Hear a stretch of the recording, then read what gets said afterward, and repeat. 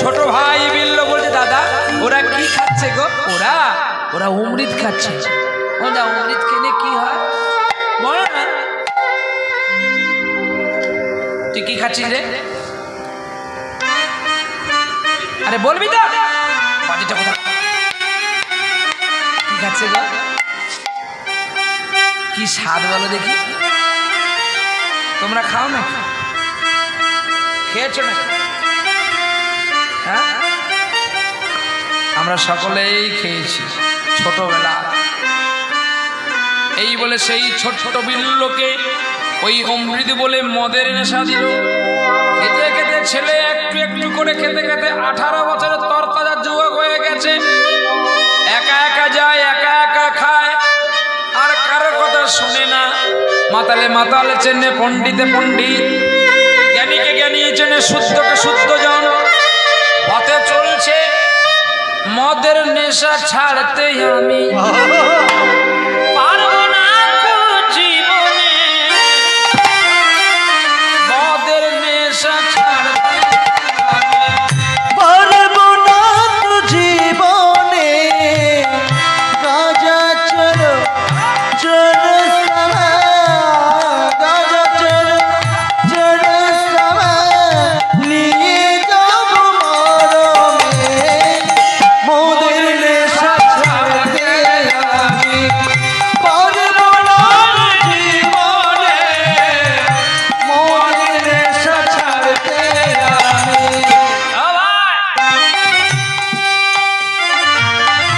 আজ বুঝি অনেকটা খেয়ে ফেলেছি। তোর বাবার কি হয়েছে? মুখে লাথি মার। তোকে আমি ভালো কথা বললাম, তুই আমার বাবা তুলে গালি দিলি। বেশ বলেছি, তুই আমার বন্ধু যে। আর ওদিকে থেকে চলছে গো গাগরি বরণে চলে, গাগরি বরণে চলে রাধারানী, গাগরি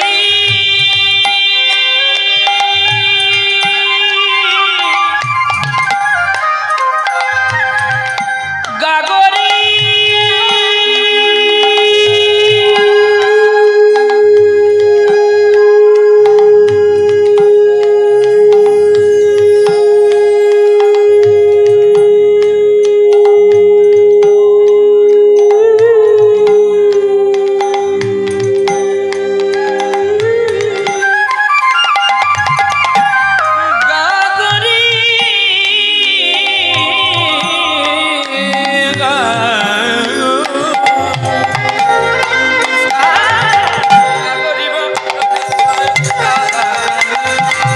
গাগরি বরণে চলে রাধারানী, গাগরি বরণে চলে রাধারানী।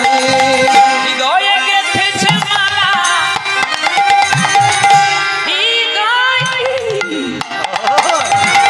হৃদয়ে গেঁথেছে মালা, যেন শ্যাম সোহাগী। গাগরি বরণে চলে গাগরি বরণে রাধারানী, গাগরি বরণে চলে রাধারানী, গাগরি বরণে চলে রাধারানী। উথলিয়া মন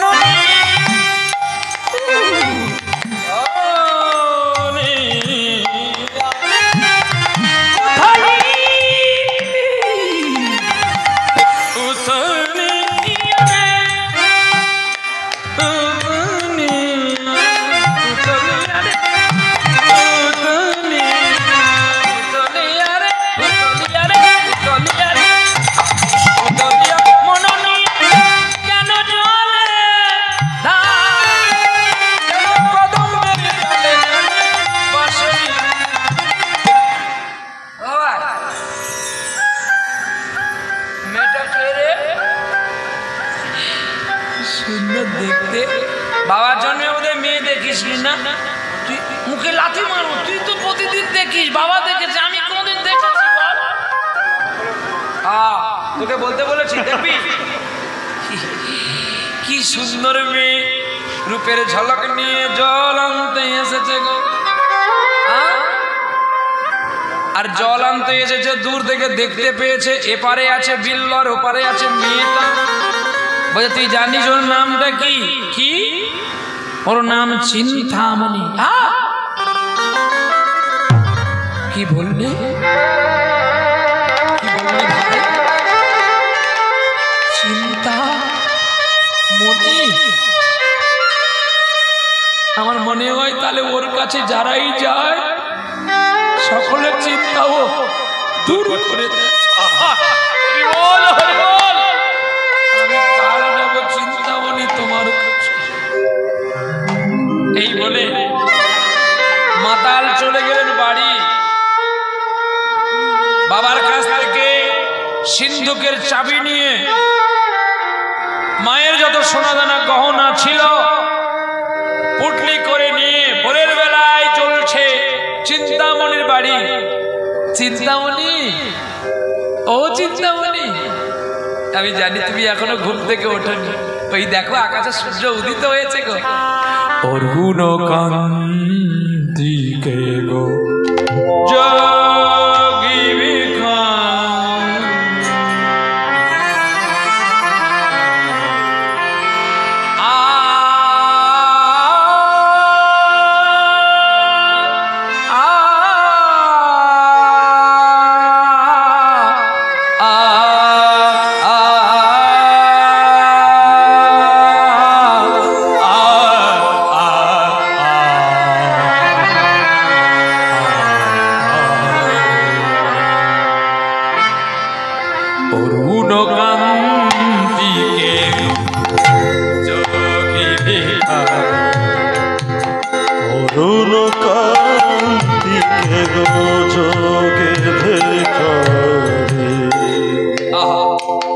অরুণকান্তি বলে যখনই ডাকলো অমনি চিন্তামণির ঘুম ভেঙে গেল। আর চিন্তামণি দাসী পদ্মাকে বলছে এবার দরজাটা খুলে দেবো যে আজ সকাল বেলায় কে এলো রে।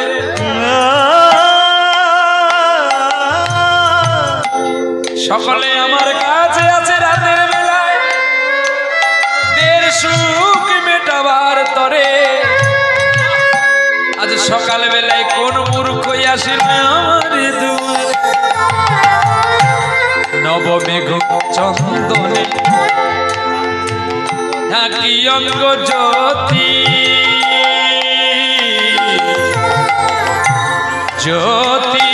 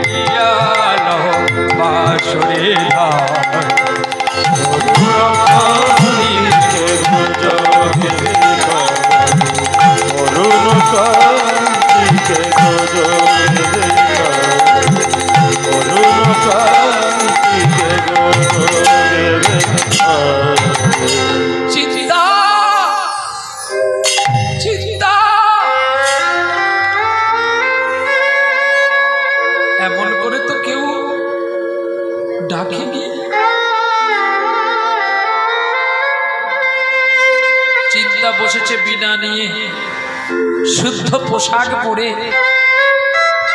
আর যেই দরজাটা খুলে দিল একই ঠাকুর তুমি দূর থেকে চিন্তামণিকে দেখেছে তো এতটা আকর্ষণ হয়। আর যখন কাছে দেখলো চিন্তামণিকে বাহ সত্যি তুমি চিন্তা জানো চিন্তামণি তোমাকে কাল থেকে দেখে না আমার হৃদয় হৃদয় তোমার কাছে সঁপে দিই। তুমি আমার কে জানো কে গো? এসব প্রেমের ঠাকুর কৃষ্ণ মুরারি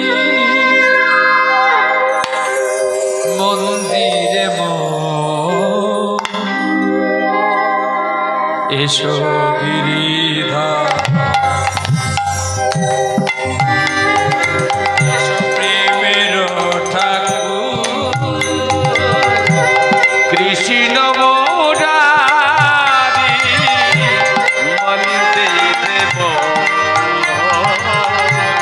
এসো গিরিধার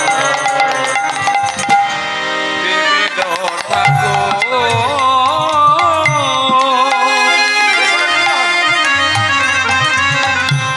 সাধনায় সফল কর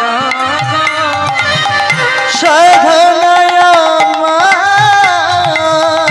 সফল কর চঞ্চল চিত সারি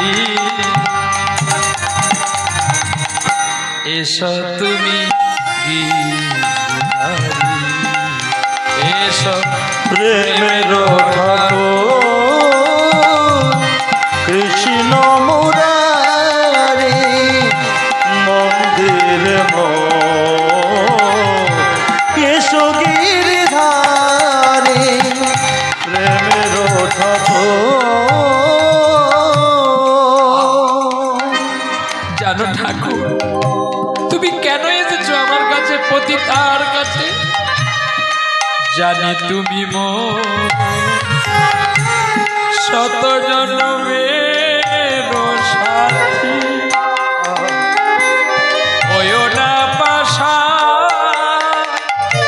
রেখো গো মিনতি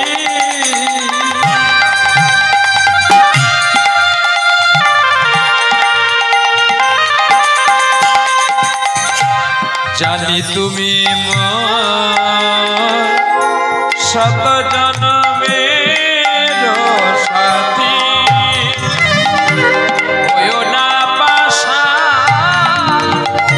রেখো গো মিনতি সাধনায়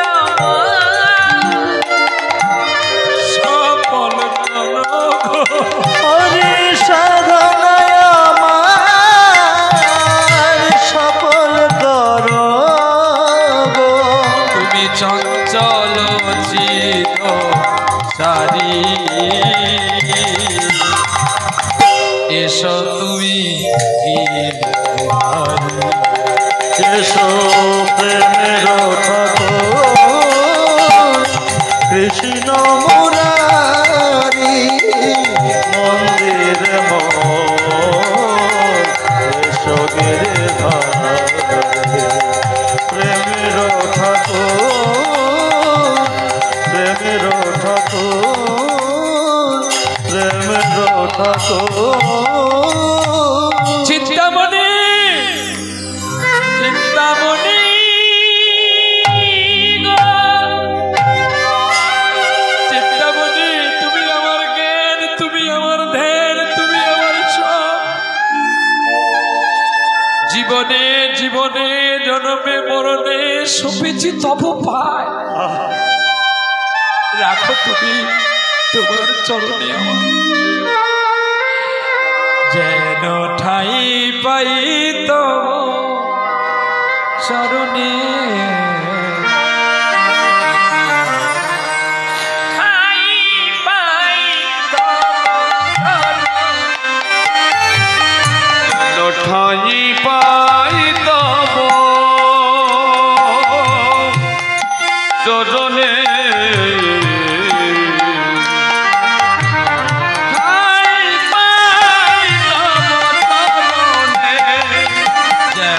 ঠাই পাই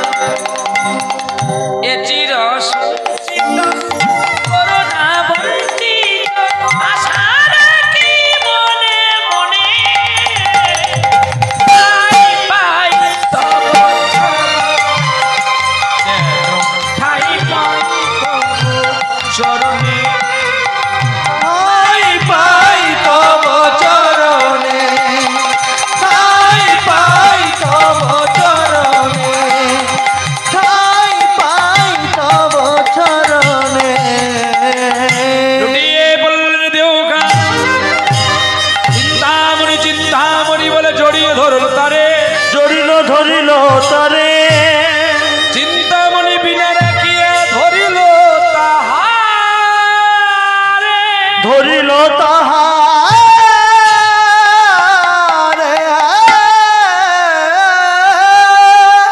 ওঠো ঠাকুর ওঠো তবে কেন তোমার চোখে জল কেন গো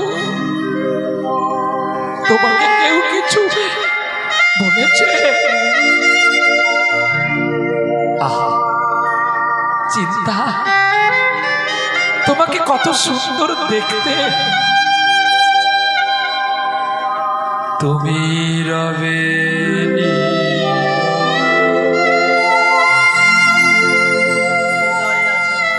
হৃদয়ে আছো তুমি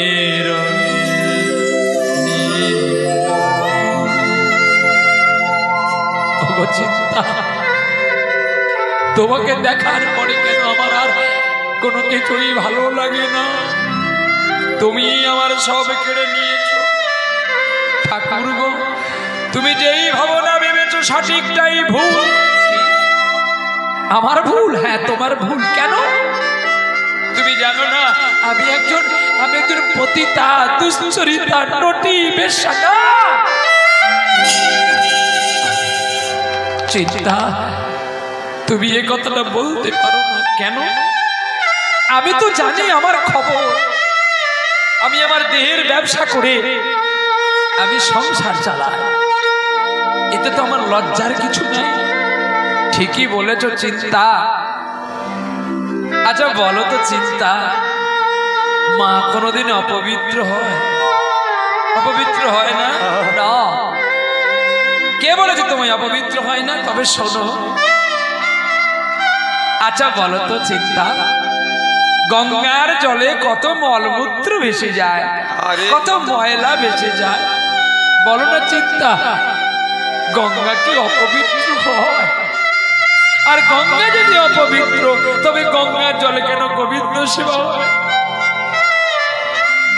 চিন্তা পথে পাথর পড়ে থাকে গো সব পাথর কি আর পুজো পায় গো হরি বল তাই তুমি লোকের কাছে পতিতা বটে আমার কাছে যে দেবী দেবী সরস্বতী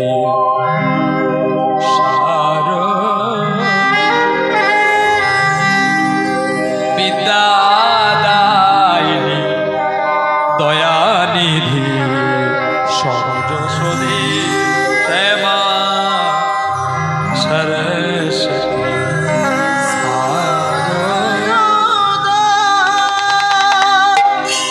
চিন্তা তোমার মন বলেছে অপবিত্র কিন্তু আমার মন তো কখনো বলে না তুমি আমার অপবিত্র বলে চিন্তামণি বর্ষাকালে বৃষ্টি হলে নদী নালা সবই ভরে যায়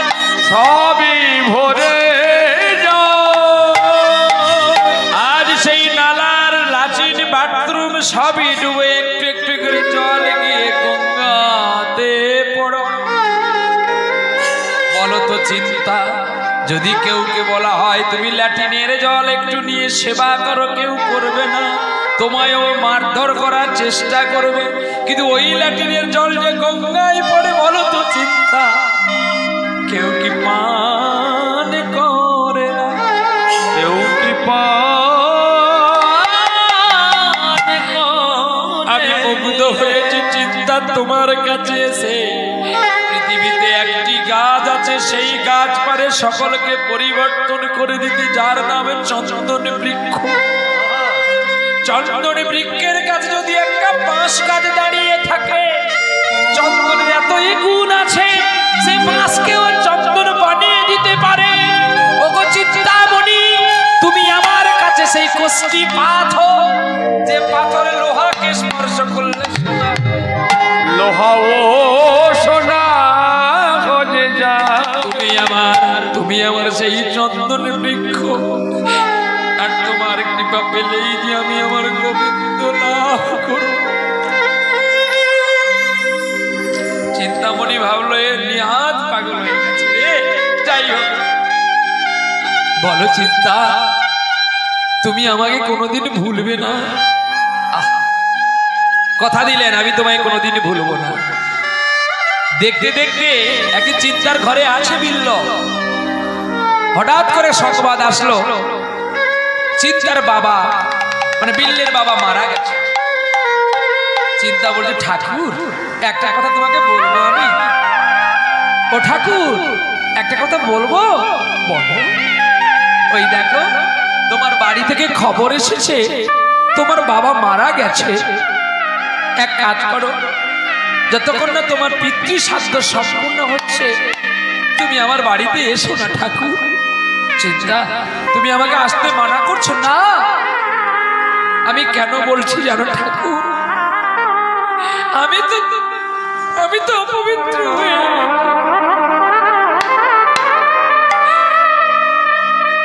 আজ আমার সব থেকে আমি তোমার সঙ্গে যেতে পারলাম না।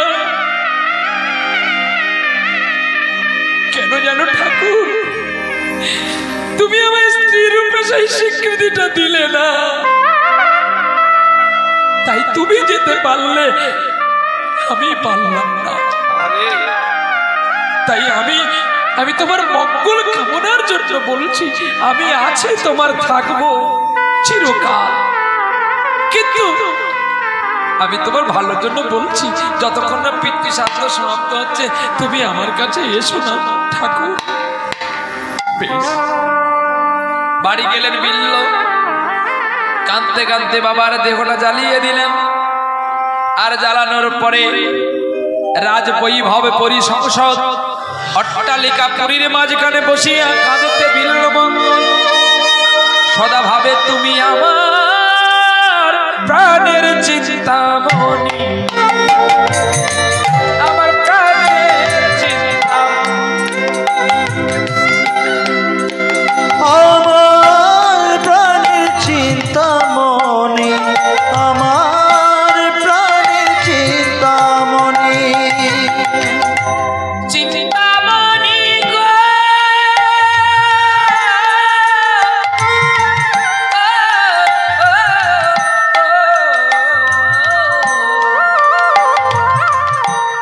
আমার প্রাণের চিন্তামণি। আস্তে হাত দেখিয়ে কোথায় যাচ্ছ? বাড়ি যাবে? হ্যাঁ এই যে বাবা জিদ্দা, আরে হাত দেখো, হাত নামাও। ওই যায় বাড়ি যাবে?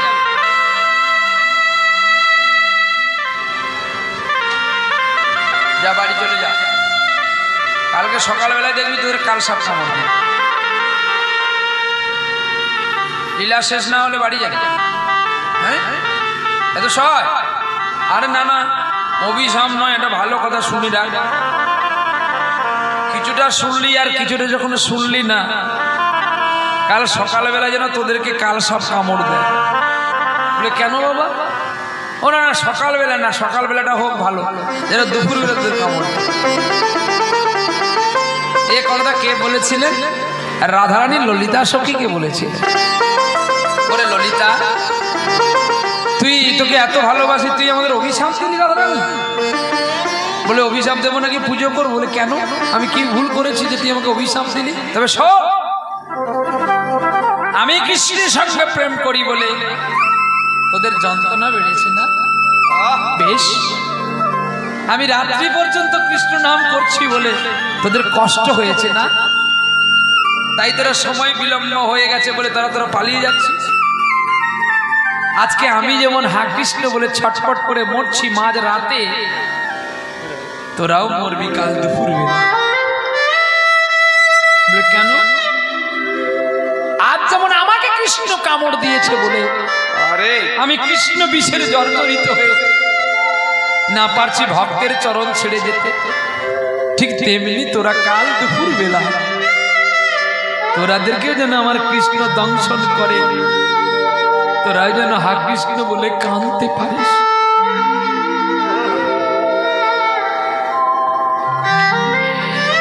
এই বিশ্ব চরাচর সকলই তোমার তরে, তুমি বিনা কিছু নাই আর। ললিতা লুটিয়ে বললেন রাধারানীর চরণে, ওগো রাধে, তুমি কি শব্দ বললে আমাকে? এত দয়া কি আমাদের গোবিন্দ করবে গো?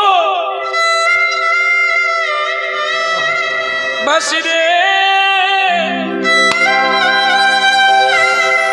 বাজিতে জানো না, ও বাঁশি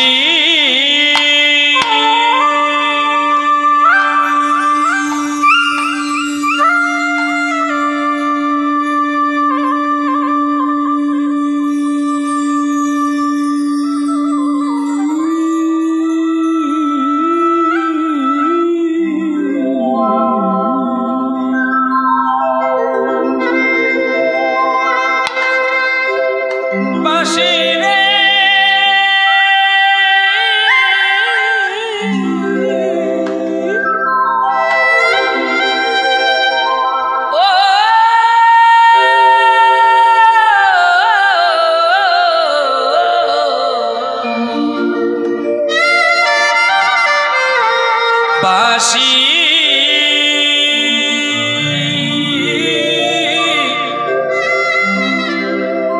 বাজতে জানো,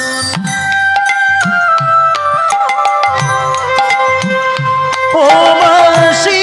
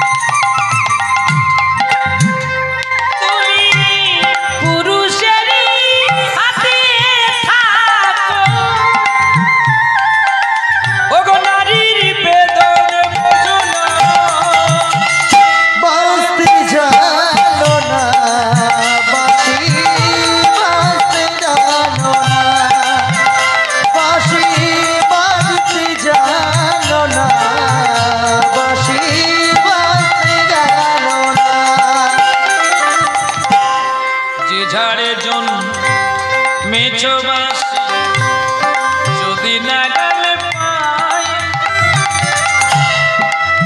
ও তবে ডালে মূলে উপাড়িয়া সাগরে ভাসা। ললিতা বিশাখা কাঁদছে, গো বাঁশি গো, তোমার কত দূর, সেই সুদিন কি আমাদের হবে? তুমি যেমন রাধারানীকে দংশন করেছ, তেমনি আমাদের কি দংশন করে। বলে দুপুর বেলা কেন বললো না? দুপুর বেলা মানে যৌবন কাল, যৌবন না আসলে যেমন প্রেমের ফুল ফোটে না। তাহলে বলবে গোবিন্দ যে রাধারানীর সঙ্গে প্রেম করেছিল বৃন্দাবনে, তখন কি গোবিন্দের যৌবন এসেছিল? একাদশ 11 বছর বয়সে যদি গোবিন্দ বৃন্দাবনে লীলা শেষ করে, তাহলে 11 বছর ছেলের কি করে কাম প্রেম ধরে? ওরে সে না বলো, না বলো, না বলো, না বলো, গোবিন্দ আমার ওরে বালক নই রে, না বলো, না বলো, ওরে বালক সেজে এসেছে রে, না বলো, না বলো। সে কি বালক? সে তো না বালক, প্রথমেই বলা আছে না বালক, সে বালক না, কিন্তু বালক বেশি আছে বটে, বালক সে তো না। নাহলে সে যদি বালক হতো, ওরে গিরি কেমনে ওরে তো বলো, না বালক, না বালক কেমনে কালিও নাগে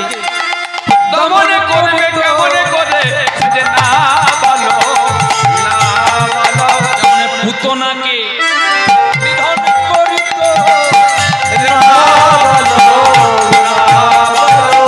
অঘাসুরকে বধ করিত সে বালক নয়, আমরা বালক রূপে দেখি। আচ্ছা কৃষ্ণ দেখতে কেমন গো মা? বলো বলো কি গো? কালো, কিন্তু গানটা শোনো, কৃষ্ণ কালো নয় জগতের আলো, দেখবি যদি দেশ দেশের বাতি গেল। কিসের বাতি জ্বলছে? কিসের বাতি বলো? কীর্তন তো শুনছিস বটে, কিসের বাতি জ্বালছিস? আরে এখানে আছে কৃষ্ণ কালো নয় জগতের আলো, দেখিবি যদি। হ্যাঁ বাবা, কেন হ্যালোজিনে আলো হবে? কায়দা আছে রে মা, এত সহজ নয়। দেখতে পাতলা কিন্তু কাশ্মীরি আপেল, কামড় দিলে আজও যা স্বাদ আর 20 বছর আগে তার স্বাদ। দেখতে বুড়ো হতে পারি, স্বাদ বুড়ো নয়। যতই খাবি ততই স্বাদ পাবি। চাঁদের আলোয় যদি কৃষ্ণকে পাওয়া যেত তাহলে তো সকলে চাঁদের আলোই দেখত। চাঁদে কলঙ্ক আছে, চাঁদে কলঙ্ক আছে বলে শিব ছিল বলে চাঁদ বেঁচে আছে, বলে চাঁদ কবে হরিবোল হয়ে যেত। বলে সূর্য, সূর্য কলঙ্ক আছে কি করে না? সূর্য বিবাহ করেছিল বিশ্বকর্মার মেয়েকে। সংজ্ঞা, সংজ্ঞা থেকে ছায়া। হ্যাঁ, ওইখান থেকে অনেক কাহিনী বলা যাবে না, সময় নাই। এইবারে দেখো, তাড়াতাড়ি তুলবি বেশি করে খাবি, লেটে তুলবি কম পাবি। 7টাই তুলবি বলে 10টাই তুলবি, তাড়াতাড়ি কম খাবি। আমি তো তোর জন্য বেশি জাগতে হবে, আমাকে তো খেয়ে বাঁচতে হবে তো, নাকি বাড়িটা তো বাঁচিয়ে রাখতে হবে। নিতাই গৌর হরি বল। তাই বলবি এ জানোয়ারকে যখন আনবি একটু বেশি তাড়াতাড়ি তুলবি, তাহলে বেশি খেতে পাবি, নাহলে তুই ঠকবি, আমার লাভ হবে। কম খাইটা যদি মাল পাই বেশি খাটতে যাব কেন রে? টাটকা খবর বলি বলে সবাই আমাকে 1 বছর আগে থেকে ডাকে রে। টাটকা খবর বলি, শুধু এটা মুখের কথা নয়, বাস্তব কথা। যদি বেশি আমি খাটতে যাই, কেন খাটতে যাব? কম খেতে যদি পাই। কিন্তু এটা তো ঠিক নয়, আমাকে খাটাবি বলেই তো এনেছি। হ্যাঁ, এটা জেনে রাখবে সবাই, আগে থেকে তুলতে হবে। দেখো তোমরা যদি ভেঙে দাও আসরটা, তাহলে কি আর থাকবে? কত ভর্তি ছিল কেউ আছে? হ্যাঁ, আলু সেদ্ধ খাবি 10টার সময় খাবি, পনির ভাত 3টার সময় খাবি না, ও গ্যাস হয়ে তোর আবার গ্যাসের ট্যাবলেট খেতে। ঠিক তেমনি সময় খেতে হয়, ভালো জিনিস খেতে হয়। তাই গৌর হরি বল। তাহলে কিসের বাতি জ্বালতে বলছে বাবাজি? জ্ঞানের। বলে জ্ঞান হলে তোর অহংকার হবে, তাহলে কিসের? প্রেম। তাহলে কৃষ্ণর দেখতে কেমন? আবার কালো। এই লাঠি দে তো, কালো। আমি গানে বলে গেলাম না কৃষ্ণ কালো নয়, তারপরে কিটা বললাম? তাহলে আবার বলছি কি করে কালো? ঢাকায় দেব। সূর্যের দিকে যদি এক দৃষ্টি তাকিয়ে তাকানো হয়, এই দেখ আকাশে সকালবেলায় কি উদ্দিত হয়? সূর্যদেব। ওই চাঁদ নাকি? ওকে দাও 2.5 কিলো। এমন 2.5 কিলো দেব, বুঝতে পারবি ঠিক। পুরো শিরাইতে দাও। একটা নাচ করেছি, আজকে নাচটা লাস্টে নাচবো। আচ্ছা আচ্ছা আচ্ছা। তোর বর্ণন্তর ভেটে গেছে একদম। আমি মরি আমার জ্বালায়, এরা আমাকে আবার পিন দিচ্ছে। তাই গৌর হরি বল। আবার ভগবান মঙ্গল করেছে, ওরা আর গাইতে দিবি না বোধ। চলো তুই তুই তুই কিছু করে বসে আছিস? আগে চিড়িয়াখানায় ভর্তি করবে এবার বুঝতে পারবে। তাই গৌর হরি বল। তাহলে কৃষ্ণ কালো নয়, কেন নয় কালো? না কালোটা আমরা দেখছি কালো, কারণ আমাদের পাপ চোখ তো, এই পাপ চোখে কালোই বলে কি করে না তার ব্যাখ্যাটা দেখো। সকালবেলায় সূর্য উদয় হলে আমরা দেখি, কিন্তু দুপুরবেলায় সূর্য দেখার পরে নিচের দিকে তাকালে কেমন মনে হয়?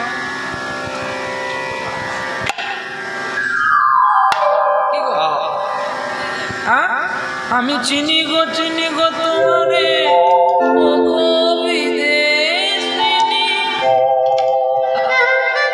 আমি তোমাকে চিনি, কিন্তু আজ যেই দেখতে গেছি আর চিনিতে পারিনি। আমি চিনি গো তোমারে ও গো বিদেশিনী, তুমি রূপায়া সিন্ধু পারে ও গো বিদেশিনী। আমি চিনি গো তোমারে ও গো বিদেশিনী। আমরা চিনতে পারি না বলে কালো বলি, আর যারা চিনতে পারে তারা কালো বলে না।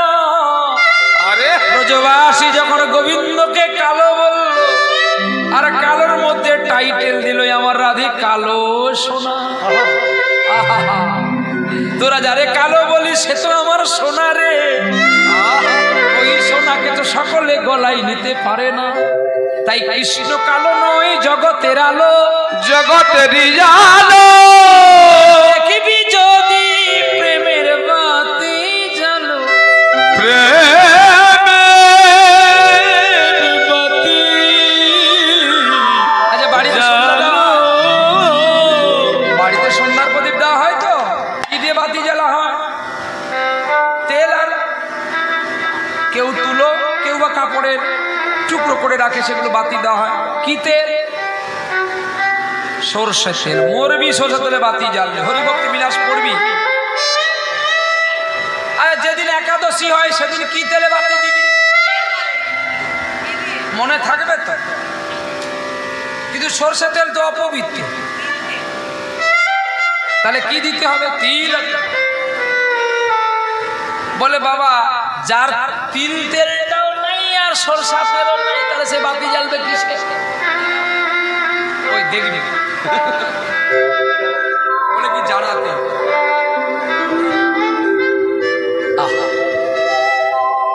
এইখানে মীরাবাই কলম দিলেন যে যার সরষে তেল নাই, যার তিল তেল নাই, সূর্যমুখী নাই, যার ঘি নাই, তার একটি তেলেই বাতি জ্বলে, নয়ন তেল। যে নয়ন তেল দিয়ে গোবিন্দের বাতি জ্বালতে পারে, এই দেহ বাতিটাকে যদি গোবিন্দের কাছে সে উৎসর্গ করে দেয়, গোবিন্দ যে ছুটে আসে ওই বাতিটার আলো দেখে নেবে। মীরাবাই করেছিলেন, এক রাধা আর এক মীরা, দুজনে মিলে তো ভালোবাসলো একটি ছেলেকে। ওরে স্বামী তেরে বানিয়েছি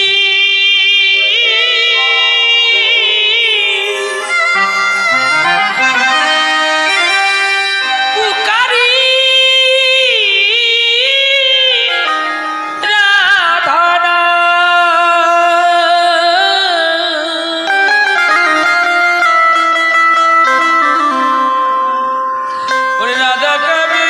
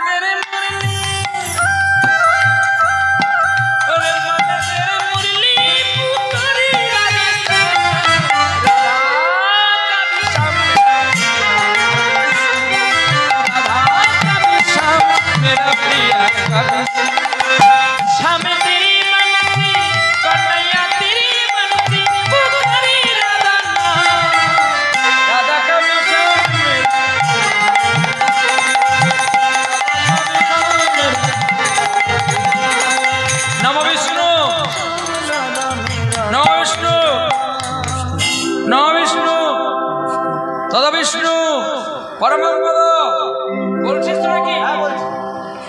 সদা পশ্যন্তি সূরয় মন্বন্তরে। তুমি বলে যাও তো।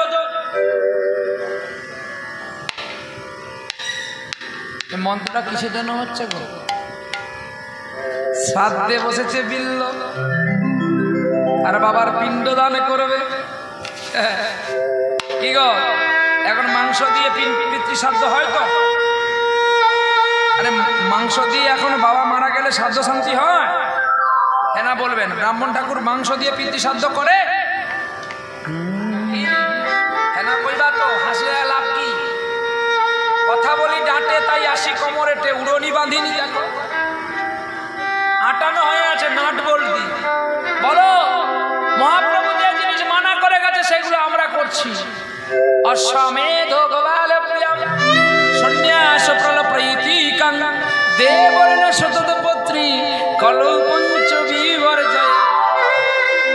অশ্বমেধ যজ্ঞ মানা করেছেন মহাপ্রভু, নরমেধ যজ্ঞ মানা করেছেন, গোমেধ যজ্ঞ মানা করেছেন, আর কি করেছেন? সন্ন্যাস মানা করেছেন, দেওরের দ্বারা সন্তান সৃষ্টি মানা করেছেন, আর মাংস দিয়ে পিতৃশ্রাদ্ধ মহাপ্রভু মানা করে গেছেন।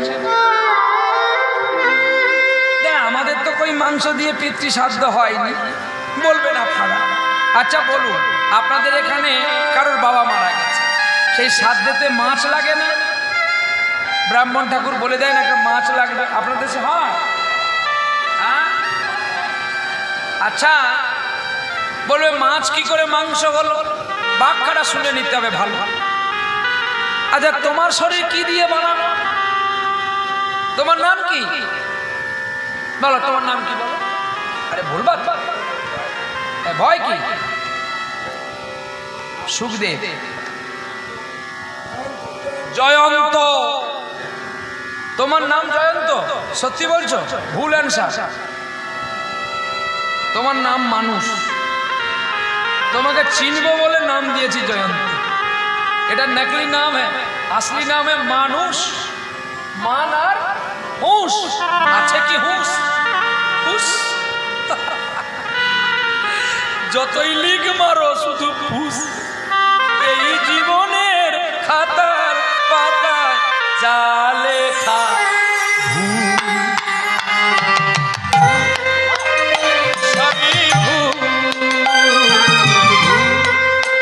সবই এই জীবনের খাতার পাতায় তা লিখি সব সবই সবই প্রশ্ন করি নিজের কাছে যে আমি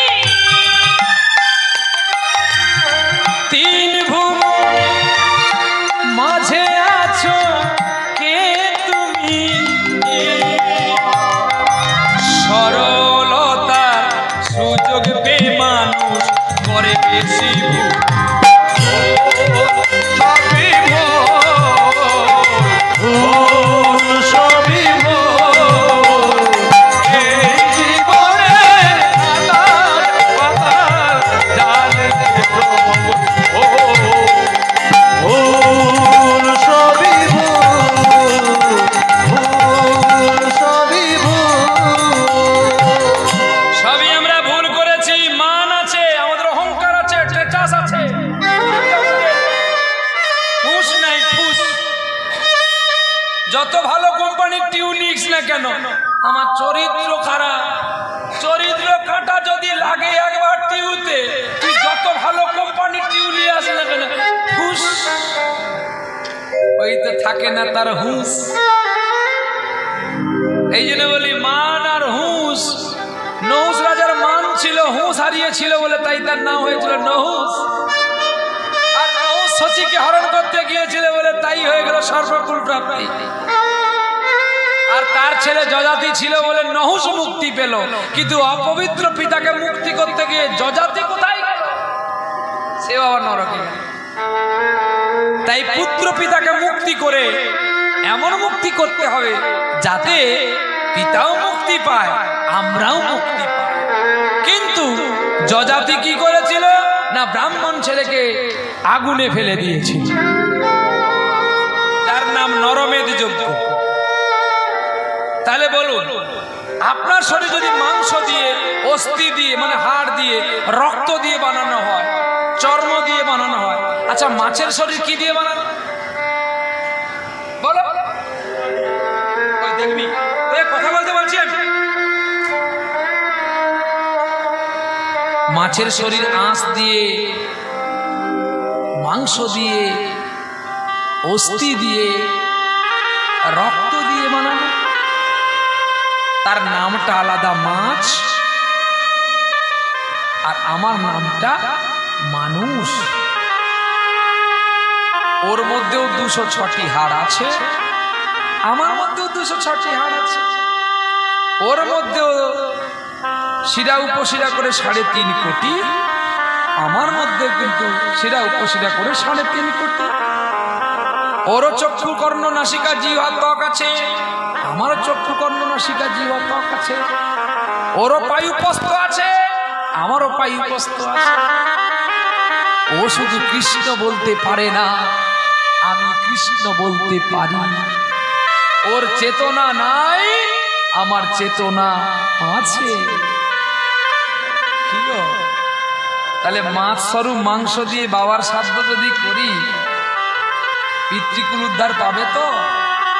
তাহলে মহাপ্রভুর কথা আমরা মানতে পারলাম তো? কই পারলাম? তাহলে মহাপ্রভু ভুল করে গেছে। হরিদাস যখন দেহ ত্যাগ করেছিল, ও বেটা তখন একটা কাতলা মাছ দিতে পারত। কি হরিদাসের সমাধিতে যখন মহাপ্রভু তো নিজে ভিক্ষা করেছিল, করেনি? নৈমিষারণের ব্যবস্থা কেন করে গেলেন? আহা, যেই শ্রাদ্ধ করিলে আমার গোবিন্দ খুশি হয়, যেই শ্রাদ্ধ বাসরে আমার গোবিন্দ গমন করে, যেই শ্রাদ্ধ বাসরে আমার গোবিন্দ সাক্ষাৎ থাকে গো, তাহাকে নৈমিষারণ্য বলা হয়। যেই শ্রাদ্ধে কোনো আঁশ থাকে না, যেই শ্রাদ্ধে কোনো আমিষের ছোঁয়া থাকে না। মুসলমানের শ্রাদ্ধ করেছিলেন আমার মহাপ্রভু, যাকে আপনারা মুসলমান বলে এখনো মানেন, এখনো এক আসনে খেতে দেন না। আপনারা দেখবেন যেখানে মহান্ত সেবা হয়, হরিদাসের আসনটা আলাদা হয় না? হ্যাঁ, কেন হয়? ওটা হরিদাসের আসন রূপী, কিন্তু বসানো হয় এক নামে, যার নাম মনোহর গোস্বামী। কেন জানো? সকল এসেছিল প্রসাদ সেবা করতে, শুধু হরিদাস আসেনি মুসলমান বলে। অদ্বৈতের বাড়ির পেছনে দাঁড়িয়ে দাঁড়িয়ে গুমরে গুমরে কেঁদেছিল। আর তখনই মহাপ্রভু বলছে, কে কাঁদছে একবার দেখো তো। অদ্বৈত যখন বেরিয়ে দেখে হরিদাস কাঁদছে, আমি কোন দোষে দোষে গো অকুলের কুলে গো,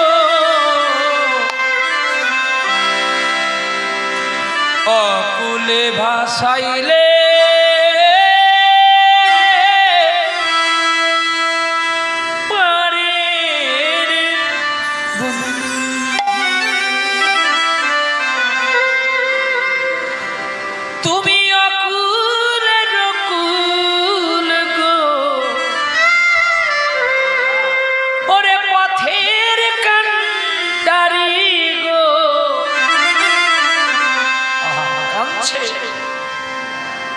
তুমি একবার আমায় কৃপা করো, তুমি আমায় একবার দেখা দাও। ভেঙে পড়লেন সেই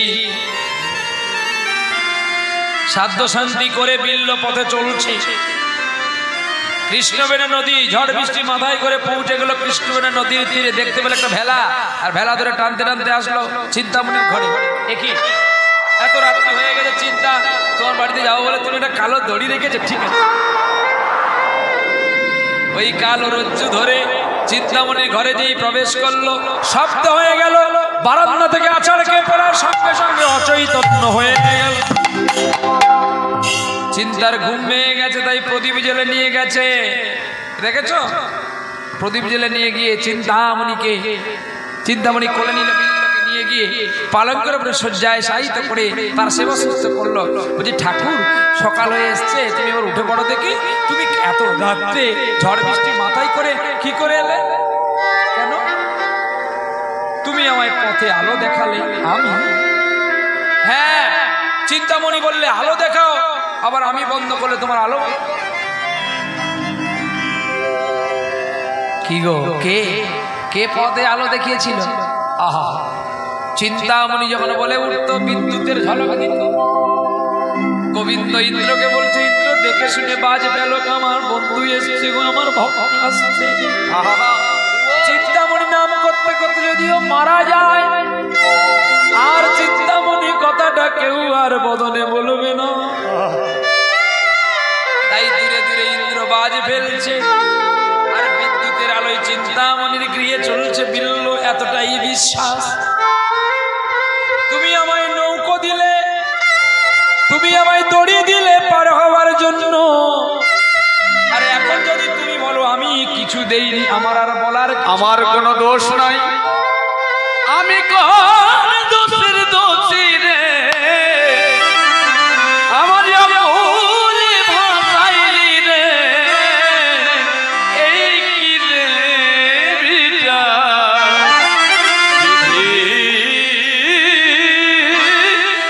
এই কি রে বিচার, এই কি রে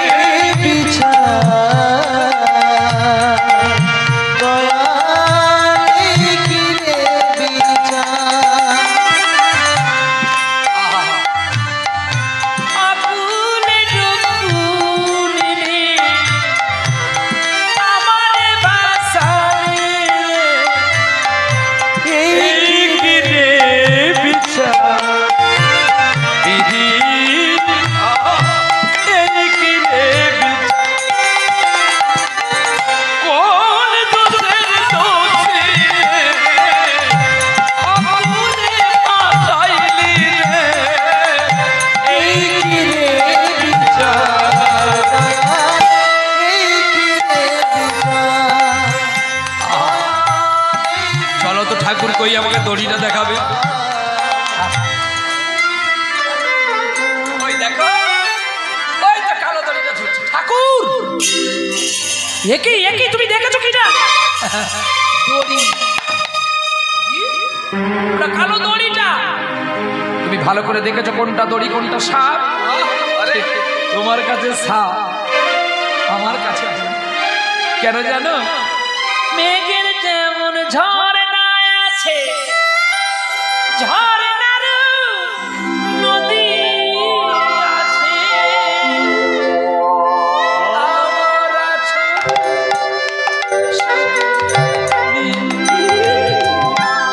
আমার আছো তুমি, শুধু তুমি, আমার আছো তুমি, শুধু তুমি। মেঘের যেমন ঝর্ণা আছে, ঝর্ণার নদী আছে, আমার আছো শুধু তুমি, আমার আছো তুমি, শুধু তুমি। সুরের ডালের রাত্রি ধরে সুর চেঞ্জ করে দিল, চলো সেথায় আনন্দের রাজ প্রাসাদে বাজে ঘোষণা, আলো আর ঝলসা